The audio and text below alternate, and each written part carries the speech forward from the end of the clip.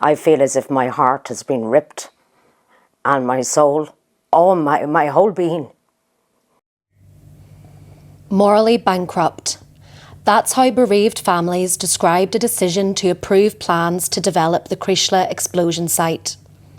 10 people were killed when a blast ripped through a service station and apartments in the Donegal village in October 2022. The youngest victim, just 5 years old. The oldest, 59.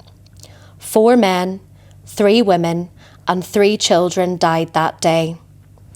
While there has been no official explanation, a gas leak is thought to be to blame. A number of investigations are continuing, including a criminal probe. Redevelopment plans include a new shop and a filling station, as well as a space for a memorial garden. Bereaved families learned of the decision through a local newspaper. They say that their feelings have not been taken into account. Here's Gareth Wilkinson's report. For bereaved families, this is sacred ground. You know, that's where my daughter Shauna died and Bob died, my partner. 5-year-old Shauna was recovered from the rubble in the arms of her dad, Robert Garway.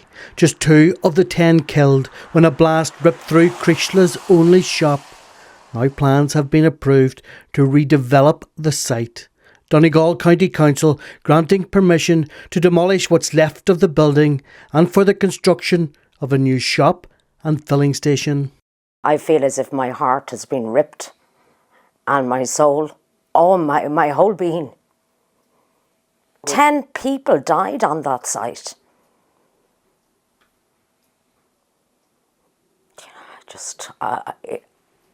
I just can't understand. The application was submitted by a company called Vivo Shell Limited. It's run by a local family who own the site.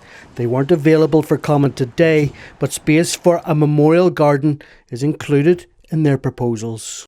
A patch of land beside the bicycle sheds for memorial in a garage. Where is the respect? Families have been waiting with dread for a decision to be made on the planning application for this site. They were told that a decision would be posted on a planning portal on Donegal County Council's website yesterday, but that didn't happen. And then last night the local paper was published with headline news that planning permission has been granted. And what does that site mean to you now? It's just reminds me of trauma, devastation, destruction and death. Christine Evans was working in the shop but survived the blast. Her home in an apartment above was destroyed. She received official notification of the planning decision by post this morning, but she had already read it in the newspaper. I just couldn't believe that we weren't accorded the respect, you know, to be told without having to see it in the media first. I was just devastated. Are you angry with Donegal? Very angry, yes, very angry.